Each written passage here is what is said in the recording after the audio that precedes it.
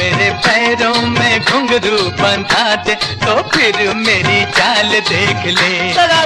Hindi cinema जगत का एक दमदार अभिनेता जिसने हिंदी फिल्मों को मुकाम दिया, भाषा को तहजीब दी। खूनी सौदागरों के आने जाने का रास्ता समंदर है, इन्हें आते जाते हमारा सामना करना हो। जिसे ऊपर वाले ने दौलत, शोहरत, इज्जत जी भर कर लुटाया। दिल में छुपा के प्यार का तूफान ले चले। लेकिन ऐसी शख्सियत ने क्यों अपनी पत्नी को धोखा देकर दूसरा निकाह कर लिया था? मांग के साथ तुम्हारा मैंने मांग लिया संसार। क्यों एक पाकिस्तानी महिला से चोरी से शादी कर पूरी दुनिया से झूठ बोलते रहे थे ट्रेजेडी किंग? क्या किया?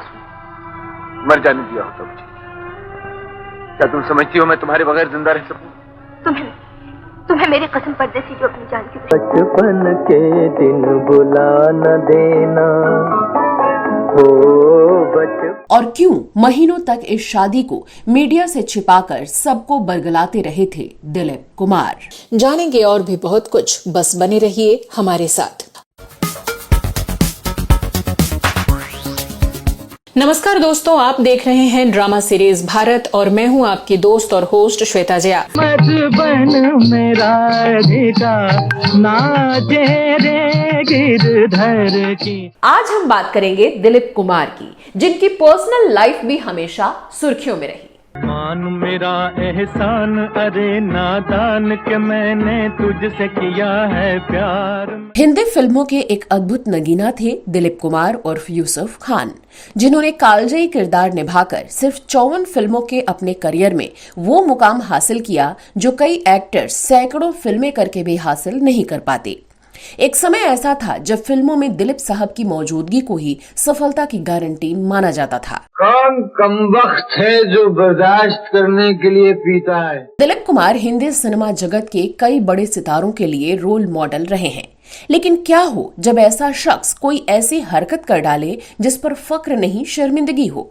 क्या हो जब कोई ऐसी मिसाली शख्सियत मकरूहात पर आमादा हो? आज के अपने इस शो में हम बात करेंगे दिलीप कुमार की जिंदगी के एक ऐसे ही किस्से की जिसने उनकी शानदार छवि को दागदार कर दिया था और जिसे उन्होंने खुद अपनी बायोग्राफी में अपनी जिंदगी की सबसे बड़ी गलती करार दिया। टूटे हुए ख्वाबों ने हमको ये सिखाया। दिलीप कुमार साहब ने खुद से 22 साल छोटी, अपने से आधी उम्र की एक अदाकारा सायरा बानो से शादी की। छोटी सी उम्र में लग गया रो, कहते हैं लोग मैं मरी। इनकी शादी के 15 साल बाद अचानक ऐसा क्या हुआ कि एक दूसरी औरत की वजह से दिलीप कुमार साहब ने अपनी पत्नी को छोड़ दिया? कौन थी वो महिला और क्यों हुई थी उसकी इनकी शादीशुदा जिंदगी में एंट्री? चलिए जानते हैं। तड़प तड़प के कह रहा है आज जा तू हमसे आंख ना चुरा तुझे पसंद। दिलीप कुमार की दूसरी शादी का पूरा मजमून आपको बयां करें उससे पहले चलिए बताते हैं कि कैसा था रिश्ता दिलीप कुमार और उनकी पहली पत्नी सायरा बानो का। कैसे हुई थी इन दोनों की शादी और क्या हालात बने कि सायरा बानो ने खुद से दुगनी उम्र के दिलीप कुमार से निकाह कबूल कर लिया था। एक पड़ोसन पीछे पड़ गई जंगली जिसका नाम। बात उन दिनों की है जब हिंदी फिल्म इंडस्ट्री में दिलीप कुमार के नाम का डंका बजता था। प्यार मोहब्बत क्या समझाए इसको राम और शाम के तेरी मेरी नई निभनी। उनके करोड़ों चाहने वाले हिंदुस्तान, पाकिस्तान और दूसरे मुल्कों में भी उनकी एक झलक के दीवाने थे। जब नए आने वाले एक्टर्स उन्हें अपना रोल मॉडल मानते थे और एक्ट्रेसेस तो उनके साथ काम करने के लिए बेताब रहा करती थीं। सायरा बानो भी उन्हीं लड़कियों में शुमार थीं। वो बहुत छोटी उम्र से ही दिलीप कुमार की फिल्में देखती थीं और एक आम फैन की तरह उनकी दीवानी थीं। सायरा मशहूर एक्ट्रेस नसीम बानो की बेटी थी जो 1930 और 40 के दशक की जानी मानी हीरोइन थी और दिलीप कुमार के समकालीन कई फिल्मों में भी काम किया था। दिलीप कुमार और नसीम बानो की अच्छी जान पहचान थी और जब वो पड़ोसी बने तो एक दूसरे के घर आना जाना भी शुरू हो गया। नसीम बानो ने बेटी सायरा को पढ़ने के लिए लंदन भेज दिया था। जब वो अपनी पढ़ाई पूरी कर 1959 में भारत वापस आई तो बॉलीवुड में उनकी एंट्री के लिए मां ने पहले से ही पूरी तैयारी कर रखी थी। सायरा ने शम्मी कपूर के अपोजिट फिल्म जंगली से अपने करियर की शुरुआत की, जो कि सुपरहिट रही और सायरा रातों रात स्टार बन गई। जा जा जा मेरे बचपन, कहीं जा के छुप ना दा। सायरा को एक के बाद एक खूब फिल्में मिलने लगी, जिनमें सबसे ज्यादा राजेंद्र कुमार के साथ फिल्में शामिल थीं। आज की रात ये कैसी रात कि हमको नींद नहीं आती। ये जोड़ी दर्शकों को पसंद आने लगी, लिहाजा डायरेक्टर्स भी सायरा को राजेंद्र कुमार के साथ कास्ट करते रहे। इत्तेफाकन दोनों की ऑन स्क्रीन जोड़ी ऑफ स्क्रीन भी करीब आने लगी। राजेंद्र कुमार तो इस संबंध को सिर्फ प्रोफेशनल रखना चाहते थे, लेकिन सायरा इसे पर्सनल स्तर तक ले जाने को बेताब थी। कहा जाता है कि सायरा हर हाल में राजेंद्र कुमार को पाना चाहती थी।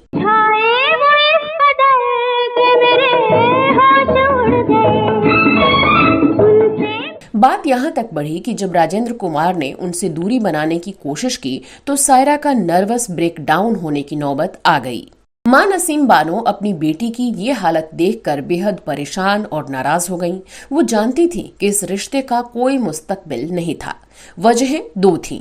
एक तो राजेंद्र कुमार हिंदू थे और दूसरी कि वो उम्र दराज और पहले से शादीशुदा थे और 3 बच्चों के पिता भी।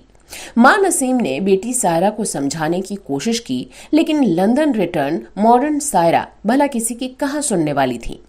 बताया जाता है कि जब हालात बेकाबू होने लगे तो नसीम बानो ने अपने दोस्त दिलीप कुमार से इस मामले को संभालने की गुहार की। वो जानती थीं कि सायरा दिलीप कुमार की बड़ी फैन है और वो उनकी बात जरूर सुनेंगी। दिलीप कुमार ने सायरा बानो को खूब समझाया कि अगर वो राजेंद्र कुमार से शादी कर लेती हैं तो सिर्फ दूसरी औरत बनकर रह जाएंगी, क्योंकि वो अपनी पत्नी को तलाक देने के लिए राजी नहीं थे। अभी समझाने का दौर चल ही रहा था कि सायरा बानो का जन्मदिन आ पहुंचा और एक शानदार बर्थडे पार्टी प्लान की गई। 23 अगस्त 1966 को सायरा बानो का जन्मदिन था। बताते हैं कि दिलीप कुमार भी इसमें आमंत्रित थे, पर उन्होंने पहले ही समारोह में शरीक ना होने का खेद पत्र भिजवा दिया था। सायरा को उम्मीद थी कि राजेंद्र कुमार उनकी इस पार्टी में उन्हें कुछ स्पेशल फील जरूर करवाएंगे और तब मौका देखकर वो उन्हें बीवी से तलाक लेकर अपनी शादी के लिए राजी कर लेंगी, शायद एक बर्थडे गिफ्ट की तरह।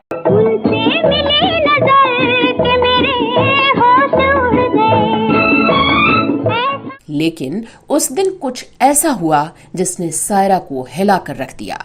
दरअसल सायरा की इस पार्टी में राजेंद्र कुमार अपनी पत्नी के साथ पहुंच गए। जाहिर है पत्नी से उनकी कुछ गंभीर बातें हुई होंगी और उन्हें भरोसा दिलाने के लिए वो उन्हें भी पार्टी में साथ लाए होंगे। फिर क्या था, सायरा के तन बदन में आग लग गई। बड़ी बेमुराद है दुनिया की महफिल। मामले की गंभीरता को भांप नसीम बानो ने फौरन दिलीप कुमार को फोन किया और सिचुएशन संभालने की मिन्नतें की। दिलीप साहब ना नहीं कह सके और पार्टी में तशरीफ ले आए। पार्टी जब खत्म हुई, मेहमान रुखसत हुए तो एक कमरे में दिलीप कुमार, नसीम बानो और सायरा की लंबी मीटिंग चली। बताते हैं कि दिलीप कुमार सायरा को अगले दिन बाहर घुमाने ले गए और जब देखा कि उनका मूड कुछ हल्का हुआ है तो अपना सुझाव रखने लगे। उन्होंने सायरा को कहा, तुम हसीन हो, जवान हो, तुम्हारा करियर शबाब पर है, तुम्हें तो कोई परफेक्ट मैन शादी के लिए मिल जाएगा। तो सायरा ने जवाब में तपाक से पूछा, ठीक है, तो क्या आप वो परफेक्ट मैन बनना चाहेंगे? क्या आप मुझसे शादी करेंगे? कहते हैं दिलीप कुमार अवाक रह गए और बिना कोई जवाब दिए वापस लौट आए।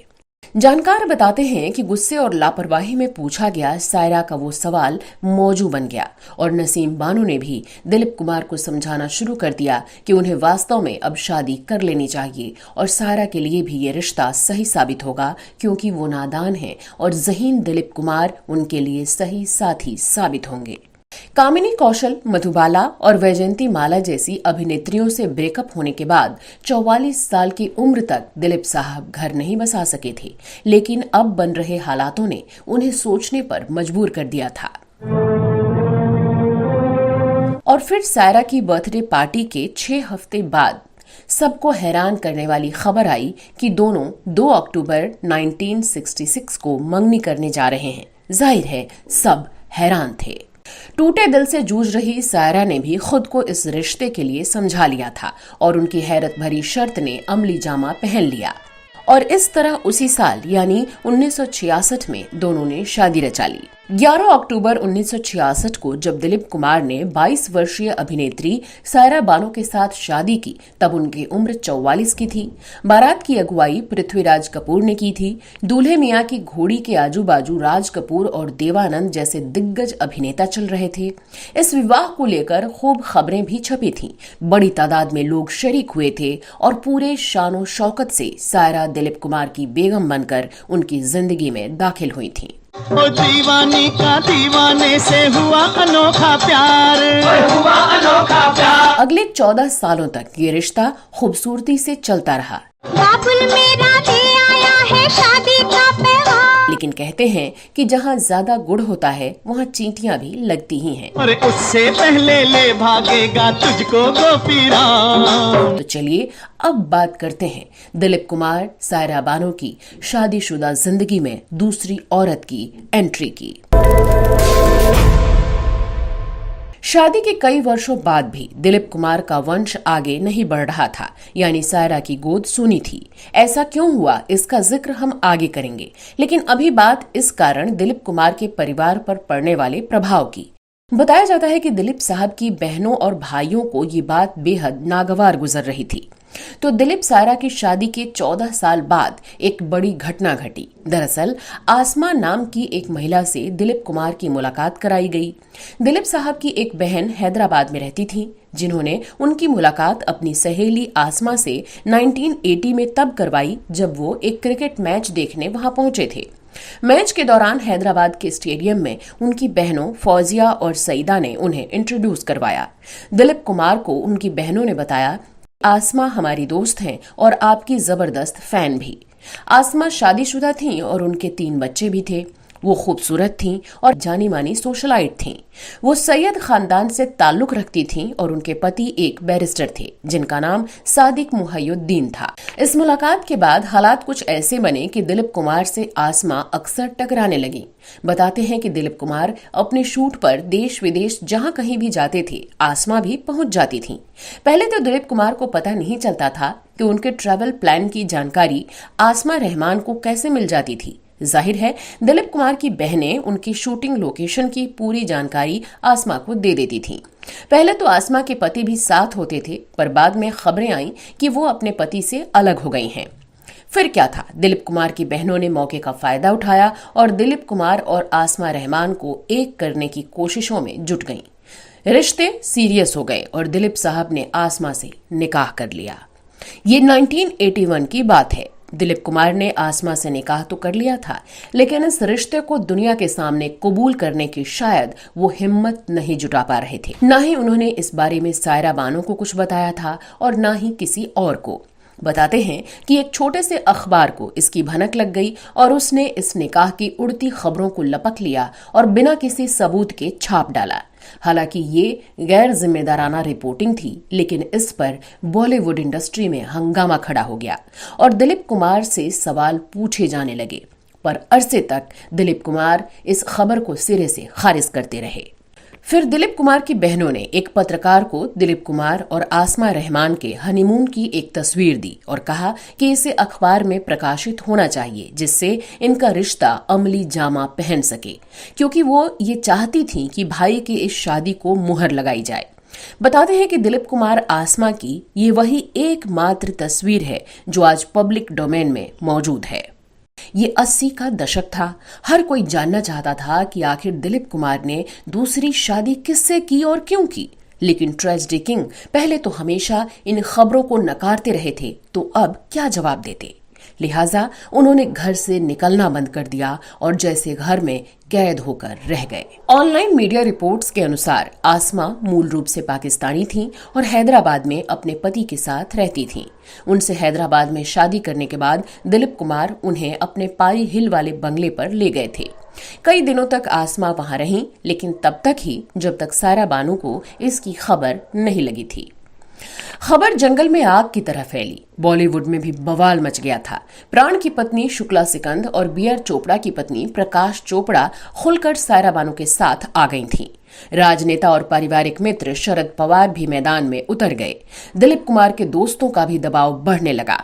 पहले तो ऐसा लगा कि सायरा मां नहीं बन सकती, इसलिए दिलीप कुमार की बहनों ने उनकी दूसरी शादी की ये योजना बनाई थी। सायरा बानो ने जब दिलीप कुमार से इस बारे में पूछा तो पहले तो उन्होंने इनकार किया, लेकिन बाद में उन्होंने सारी सच्चाई बता दी। कहा जाता है कि सायरा बानो ने तब एक झटके में दिलीप कुमार को अपनी जिंदगी से बाहर निकाल दिया था और कह दिया था कि उनसे अब वो किसी कंप्रोमाइज की ख्वाहिश ना रखें। अजीबोगरीब हालात में फंसे दिलीप कुमार करीब 1.5 साल तक आसमा के साथ शादी के रिश्ते में रहे, लेकिन हालात एक दिन भी सामान्य नहीं रहे।